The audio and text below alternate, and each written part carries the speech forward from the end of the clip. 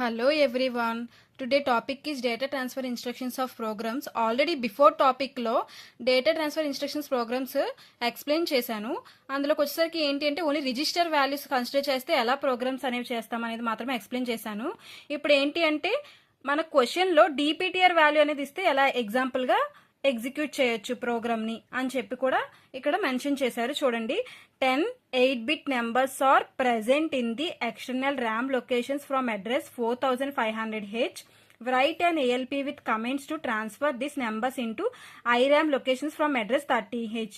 అంటే టోటల్గా మనకు వచ్చేసరికి ఏంటి అంటే 10 8-bit నెంబర్స్ అని ఇచ్చారు. 10 8-bit నెంబర్స్ ఇచ్చారు, అలానే డిపిటిఆర్ వాల్యూ 4500 ఇచ్చారు, ర్యామ్ లొకేషన్ వాల్యూ 30H ఇచ్చారు. దీనికి మనం ఇచ్చిన క్వశ్చన్లో గివెన్ డేటా మనం ఎలా రాసుకుంటాం, ఇచ్చిన దాన్ని బట్టి మూవ్ డిపిటిఆర్ అంటే ఇచ్చిన 16-bit వాల్యూ అంటే 4500 ఉంది కదా, ఇది 16-bit వాల్యూ. ఎప్పుడు కూడా 16-bit వాల్యూలో 4 వాల్యూస్తో కన్సిడర్ చేస్తాం. 4 వాల్యూస్ అంటే 4000 కానీ 4500 కానీ అలా 8000 కానీ 8500 కానీ అలా కన్సిడర్ చేస్తాం అనమాట. సో డిపిటిఆర్ వాల్యూ మనకి 4500 ఇచ్చాడు, అందుకే move DPTR comma ash 4500H అని రాసాం. ఇంకేం ఇచ్చారు మనకి, మూవ్ R0 కూడా internal RAM locations from address 30H అని ఇచ్చారు. ఇండైరెక్ట్ అడ్రసింగ్ మోడ్లో మనం యూజ్ చేసేది R0 కానీ R1 కానీ అని చెప్పాను. సో అందుకే మూవ్ R0 అయినా రాసుకోవచ్చు, R1 అయినా రాసుకోవచ్చు. అందుకే R0, యాష్ 30H అని మెన్షన్ చేశాను. Next move R3, ash 0AH. 0AH వచ్చింది ఎందుకు అని అందరికీ డౌట్ ఉంటుంది కదా. ఇక్కడ చూడండి, మన క్వశ్చన్లో చూసినట్టయితే 10 8-bit నెంబర్స్ అన్నారు. 10ని మనం ఎలా రాసుకుంటున్నాం, 10 అని బైనరీ కోడ్స్లో ఎలా రాస్తాం, ఏగా రాసుకుంటాం కదా. సో 10 అని ఇలా మనకి ఎప్పుడైతే ఆల్ఫాబెట్స్లో మెన్షన్ చేస్తాడో దాన్ని మనం బైనరీ ఫామ్స్లో 10ని ఏగా రాసుకోవాలి. So move R3, ash 0AH అని రాస్తున్నాను. R3 అనేది నేను ఏం చెప్పాను, రిజిస్టర్ వాల్యూ R2 నుంచి R7 లోపు మెన్షన్ చేయాలి అని చెప్పి. ఎందుకంటే ఇండైరెక్ట్ అడ్రసింగ్ మోడ్ ర్యామ్ అడ్రస్లో R0 R1 ఇచ్చేస్తున్నాం కాబట్టి రెండు సేమ్ అంటే సేమ్ నెంబర్స్తో కన్సిడర్ చేయకూడదు, ఎప్పుడు కూడా సేమ్ రిజిస్టర్స్తో. అందుకే R0 R1కి ప్లేస్కి బదులుగా ఇక్కడ ఏం చేస్తామంటే R2 R7 లోపు ఏ వాల్యూ అని ఇక్కడ మెన్షన్ చేసి, నేను వచ్చేసరికి ఏం చేశానంటే R3 అని మెన్షన్ చేశాను. నాకు R3లో ఎంత ఉంది ఇక్కడ 10 8-bit నెంబర్స్ అంటే యాష్ 10 అంటే ఎంత 0AH. So DPTR value already నాకు ఇచ్చారు 4500, రిజిస్టర్ వాల్యూ R3 ఇచ్చారు, R0 ఏమో 30H ఇచ్చారు. ఇప్పుడు ఇచ్చిన తర్వాత దీనికి ఏంటి అంటే మనకి ఇచ్చిన క్వశ్చన్ దాన్ని బట్టి రాసుకున్న తర్వాత ఫార్ములాస్ రాయాలి. ఇవి ఎక్కడెక్కడ యూజ్ చేస్తున్నామని. డిపిటిఆర్కి ఒక ఫార్ములా ఉంటుంది, R0కి ఒక ఫార్ములా ఉంటుంది. డిపిటిఆర్ ఫార్ములా వచ్చేసరికి ఏంటి అంటే మూవ్ ఎక్స్ ఏ @DPTR. ఇది అడ్రసింగ్ మోడ్స్లో ఎక్స్ప్లెయిన్ చేశాను, ఫార్ములాస్ కూడా అందులోనే ఉంటాయి. అడ్రసింగ్ మోడ్స్ టాపిక్ వస్తే ఇది ఈజీగా ఉంటుంది. మూవ్ ఎక్స్ ఏ @DPTR ఫార్ములా రాస్తారు. R3కి ఏం ఫార్ములా ఉండదు. ఇది ఏంటి అంటే 10 8-bit నెంబర్స్ అన్నారు కాబట్టి. అదే ఇండైరెక్ట్ అడ్రసింగ్ మోడ్కి ఫార్ములా ఉంటుంది. ఏంటి అంటే మూవ్ R0, A, లేదా ఇక్కడ R1 తీసుకుంటే ఇక్కడ కూడా R1 కదా వస్తుంది, అప్పుడు కూడా మూవ్ R1, A డిఫరెంట్ మెథడ్స్లో రాసుకోవచ్చు. తర్వాత ఏమన్నారు, internal RAM location from address 30H అన్నారు. 30Hని మనం ఏం చేయాలంటే ఇంక్రిమెంట్ చేయాలి. ఎంతవరకు చేయాలి, 10 టైమ్స్ని ఇంక్రిమెంట్ చేయాలి. ఇక్కడ ఇచ్చే క్వశ్చన్ బట్టి మనం చెక్ చేసుకుంటే 10 టైమ్స్ ఇంక్రిమెంట్ చేయాలి.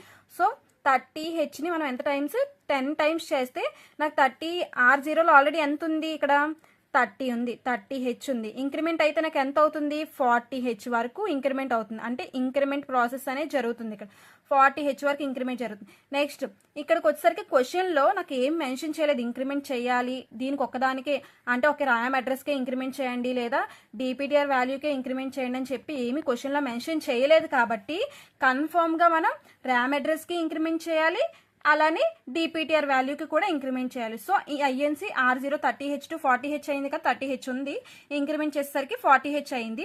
అలానే ఇంక్రిమెంట్ డిపిటిఆర్ ఆల్రెడీ 4500 కదా మనకి డిపిటిఆర్ వాల్యూ ఉంది, అది ఎంత అవుతుంది ఇంక్రిమెంట్ అంటే 1 కదా అవుతుంది, 1 అలాగా 2 తర్వాత 3 3 to 4 4 to 5 అలా 10 వరకు ఇంక్రిమెంట్ అయితే మనకి ఎంత వస్తుంది వాల్యూ 4510H. అంటే మనకి 10 టైమ్స్ ఇక్కడ ఇంక్రిమెంట్ జరుగుతుంది. 10 టైమ్స్ ఇంక్రిమెంట్ జరిగి వాల్యూ అనేది నోట్ చేసుకుంటాం.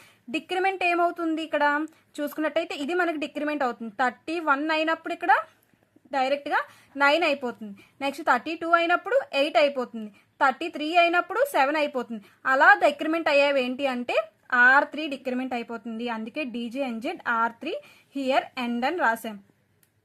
ఫర్ ఎగ్జాంపుల్ ఒకటి క్వశ్చన్ మనకి ఇచ్చాం కదా, ఎగ్జాంపుల్ వేరేగా క్వశ్చన్స్లో ఎగ్జామ్స్లో వేరేగా క్వశ్చన్ ఇస్తే మనం ఎలా చేస్తాము అంటే 10 8-bit నెంబర్స్ అని కామన్గా ఇచ్చారు. 10 8-bit నెంబర్స్ ఇచ్చారు. నెక్స్ట్ ఏమో 4500 ప్లేస్లో 3000H అని ఇచ్చారు. 3000H. ఇక్కడ ర్యామ్ అడ్రస్ ప్లేస్లో నాకు వచ్చేసరికి 40H అని ఇచ్చారు. ఇలా క్వశ్చన్ ప్లేసెస్ అంటే ఈ ప్లేసెస్లో ఏంటి అంటే ఓన్లీ వాల్యూస్ మాత్రమే మారాయి అనమాట. అంటే DPTR value, register value, 10 8-bit numbers. అప్పుడు ఎలా రాసుకోవచ్చు? సేమ్ ఈ ప్రోగ్రామ్ లాగే రాసుకుంటాం. ఏంటంటే మూవ్ డిపిటిఆర్ కామా యాష్ ఎంత ఫస్ట్ మనకు వాల్యూ ఉంది డిపిటిఆర్ వాల్యూ ఇది కదా 16-bit value, so 3000H. Next move ఇక్కడికి వచ్చేసరికి ఏంటి అంటే ఎన్ని బిట్స్ నెంబర్స్ తీసుకుంటున్నాము అని చెప్పి 10 8-bit నెంబర్స్ అన్నాను కదా, 10 8-bit నెంబర్స్ అంటే R3 యాష్ 0AH, లేదా R3 కాకుండా ఇంకేమైనా తీసుకోవచ్చు అంటే R2 కూడా మనం ఎగ్జాంపుల్గా తీసుకోవచ్చు, అంటే యాష్ 0AH అని కూడా మెన్షన్ చేయొచ్చు. నెక్స్ట్ ఇంకా ఏముంది, ర్యామ్ అడ్రస్ ఇచ్చారు మనం. ర్యామ్ అడ్రస్ ఎంత? మూవ్ R0 అయినా మెన్షన్ చేయొచ్చు అన్నాను, R1 అయినా మెన్షన్ చేయొచ్చు అన్నాను. సో R1 కామా ఇక్కడ R0 చేశాను కదా, ఇక్కడ R1 చేస్తున్నాను, యాష్ 40H. ఇక్కడ ఇచ్చిన క్వశ్చన్ దాన్ని బట్టి ఇక్కడ నేను వాల్యూ అనేది రాసుకున్నాను. ఇప్పుడు ఏంటి, ఫార్ములాలో స్టోర్ అవుతాయి కదా, డిపిటిఆర్కి ఫార్ములా ఉంది, R1కి ఫార్ములా ఉంది, R3కి మాత్రం ఫార్ములా లేదు. సో నేను ఏం చేస్తున్నాను, ఫార్ములాస్ రాసుకుంటున్నాను. మూవ్ ఎక్స్ ఏ కామా @DPTR అలానే. తర్వాత ఇంకా దేనికి ఫార్ములా ఉంది, R1కి ఫార్ములా ఉంది కదా ఇండైరెక్ట్ అడ్రసింగ్ మోడ్లో, దానికి ఏంటి ఫార్ములా, మూవ్ @R1 కామా ఏ అనేది రాసుకుంటున్నాం. ఇప్పుడు ఈ రెండింటికి ఫార్ములా ఇచ్చాం కదా, ఇంక్రిమెంట్ దేనికి చేయమని అన్నారు మనకి ఇక్కడ, 40Hకి ఇంక్రిమెంట్ చేయమన్నారు 3000Hకి. ఎందుకంటే నా క్వశ్చన్లో ఏమీ మెన్షన్ చేయలేదు కాబట్టి కన్ఫామ్గా ఈ రెండింటికి నేను ఇంక్రిమెంట్ చేయాలి. సో ఇంక్రిమెంట్ R0 ప్లస్ నేను ఏమి ఇచ్చాను ఇక్కడ, R1 ఇచ్చాను కాబట్టి R1 నాకు ఆల్రెడీ ఎంత ఉంది, 40H ఉంది. నాకు ఇంక్రిమెంట్ ఎంత అయితే ఎంత అవుతుంది, 50H వరకు ఇంక్రిమెంట్ అనేది జరుగుతుంది. ఇది ఇంక్రిమెంట్ అయ్యింది. నెక్స్ట్ ఇంక్రిమెంట్ డిపిటిఆర్ సేమ్ ఏమిస్తారు, ఇంక్రిమెంట్ డిపిటిఆర్లో నాకు ఎంత ఉంది వాల్యూ, 3000H వరకు ఉంది. 3000H అంటే ఎంతవరకు ఇంక్రిమెంట్ అవుతుంది, 10 టైమ్స్ కదా ఇంక్రిమెంట్ అవుతుంది, 3010H అని ఇంక్రిమెంట్ జరుగుతుంది. డిక్రిమెంట్ అయ్యేది ఏంటి, DJNZ.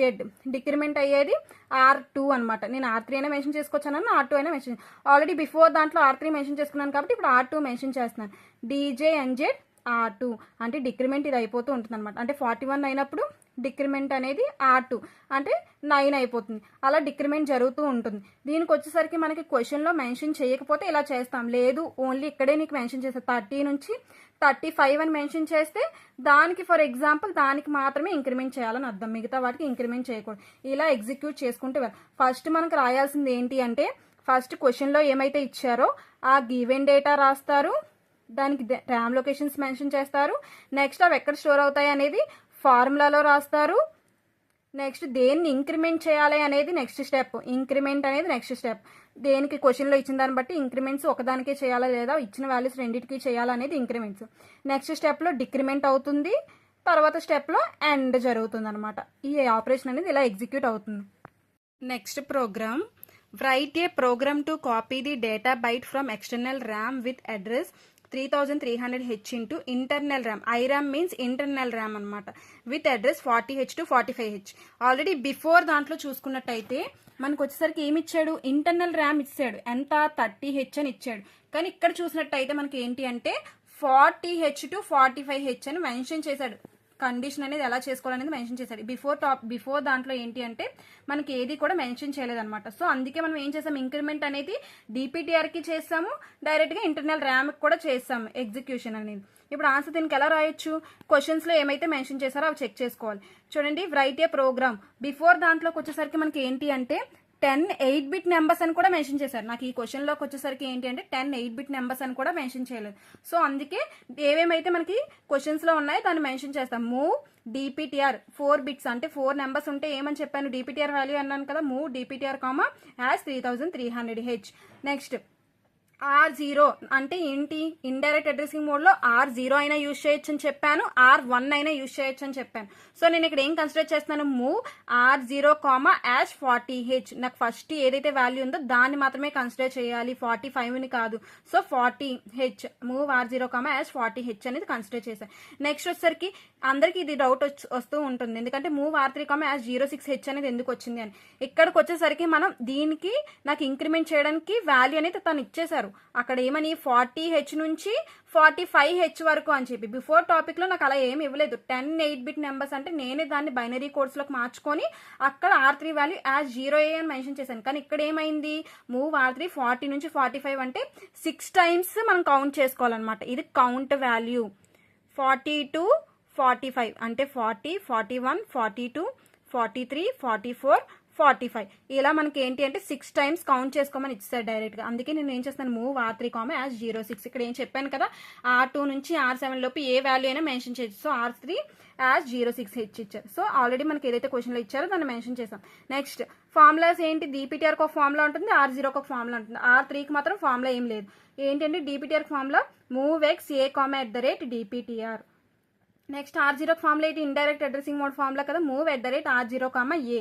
ఇక్కడికి వస్తారు నాకు ఇంక్రిమెంట్ చేయమని క్వశ్చన్ లోనే మెన్షన్ చేశాడు. ఏంటి 40H to 45 అంటే నేను R0 మాత్రమే ఇంక్రిమెంట్ చేయాలి. అందుకే 40 నుంచి 45 అయినప్పుడు నాకు ఏమవుతుంది, ఇక్కడ 40 to 45 అయినప్పుడు ఇది డిక్రిమెంట్ అయిపోతూ ఉంటుంది అనమాట. అంటే 06, 05, 04, 03, 02, 01 అలా డిక్రిమెంట్ అయిపోతూ ఉంటుంది. సో ఇంక్రిమెంట్ R0, నాకు R0 మాత్రమే ఇంక్రిమెంట్ చేసుకోమని చెప్పారు. అందుకే నేను R0 ఇంక్రిమెంట్ చేస్తే 40 to 45 అయినప్పుడు నాకు ఏమవుతుంది, కౌంట్ వాల్యూ అనేది డిక్రిమెంట్ అయిపోతుంది. అందుకే DJNZ R3. DJNZ ఏంటి అంటే decrement jump not 0 R3. For example దీంట్లోనే క్వశ్చన్స్ కూడా మార్చితే ఒకవేళ వాల్యూ చేంజ్ చేసినట్టయితే ఒక 30 నుంచి 35 ఇచ్చినా సరే, లేదా 30 నుంచి 37 ఇచ్చినా సరే, ఓన్లీ కౌంట్ చూసుకుంటే సరిపోతుంది. 30 నుంచి 36 ఇచ్చారనుకోండి, కౌంట్ ఏమవుతుంది ఇక్కడ 07 అవుతుంది. ఫర్ ఎగ్జాంపుల్ చూడండి, చేస్తాను ఎగ్జాంపుల్ గా ఇదే ప్రోగ్రామ్ ని. ఇక్కడ DPTR వాల్యూ చేంజ్ చేద్దాం. మూవ్ DPTR, #3200H అని రాశాను. నెక్స్ట్ R3 ఇక్కడ ఏం చేస్తున్నాను, క్వశ్చన్ లో 14 to 45 అన్నాను కదా, ఇక్కడ నేను క్వశ్చన్ లో ఏం చేస్తున్నానంటే 30H to 36H ఇచ్చాను. కౌంట్ అప్పుడు ఏమవుతుంది, మూవ్ R3 ప్లేస్ లో R2 నుంచి R7 లోపు ఏదైనా రాసుకోవచ్చు కదా, నేను R4 కూడా ఇక్కడ రాసుకోవచ్చు. R4, #30 నుంచి 35 అంటే మనకి ఏంటి 06 వరకు ఇక్కడ కౌంట్ వచ్చింది. 30 to 36 అంటే కౌంట్ అనేది 07H వరకు వస్తుంది. So 07H. Next move R0 అయినా రాసుకోవచ్చు, R1 అయినా రాసుకోవచ్చు. #40 నుంచి 45 ఇచ్చారు కదా, మనకి ఏం చేస్తున్నాం ఇక్కడ నీకు ఇచ్చింది ఏంటి అంటే 30 to 36H. సో 30H అనేది రాస్తున్నాం. మళ్ళీ ఇవన్నీ ఎక్కడ స్టోర్ అవుతాయి, ఫార్ములాలో స్టోర్ అవ్వాలి. అంటే మూవ్ ఎక్స్ ఏ, @DPTR. DPTRకి ఒక ఫార్ములా ఉంది, R1కి మాత్రమే ఒక ఫార్ములా ఉంది. Next move @R1, A. ఇది indirect addressing mode formula. Indirect addressing mode formula. Move increment చేయమని నాకు ఏమి ఇచ్చాడు, ఓన్లీ క్వశ్చన్ లో 30 నుంచి 30H మాత్రమే మెన్షన్ చేశాడు. DPTR అని కూడా ఎగ్జాంపుల్ గా మెన్షన్ చేయలేదు. సో అందుకే నేను ఏం చేస్తున్నాను, దానికి ఇంక్రిమెంట్ చేయాల్సింది ఏంటి, నాకు ఇక్కడ ఇంక్రిమెంట్ R1. నేను సేమ్ దీన్ని R1 మాత్రమే ఇంక్రిమెంట్ చేసుకుంటాను. R1 ఇంక్రిమెంట్ అవుతుంది. ఎక్కడి నుంచి ఎక్కడి వరకు అవుతుంది, 30 నుంచి 36 వరకు ఇంక్రిమెంట్ అనేది జరుగుతుంది అనమాట. నెక్స్ట్ డిక్రిమెంట్ ఏమైపోతుంది, 31 అయినప్పుడు ఇది 6 అయిపోతుంది. చూడండి, 30, 31, 32, 33, 34, 35, 36. 30 నుంచి 36 అయినప్పటికి మనకి ఏమవుతుంది, ఇది డిక్రిమెంట్ అయిపోతుంది అనమాట. ఇప్పుడు 07 కండిషన్లో ఉంటే 6, 5, 4, 3, 2, 1 అలా డిక్రిమెంట్ అయిపోయేది ఏంటి అంటే ఈ R4 కండిషన్ అనేది డిక్రిమెంట్ అయిపోతుంది. సో దానికి మనం ఏం చేస్తాం, DJNZ R4 అని రాసుకుంటాం. మనకి ఎండ్ అనేది చేసేస్తాం లాస్ట్ ప్రోగ్రామ్ ఎగ్జిక్యూషన్. ఈ వీడియో నచ్చినట్టయితే లైక్ చేయండి, షేర్ చేయండి, కమెంట్ చేయండి, సబ్స్క్రైబ్ చేయండి.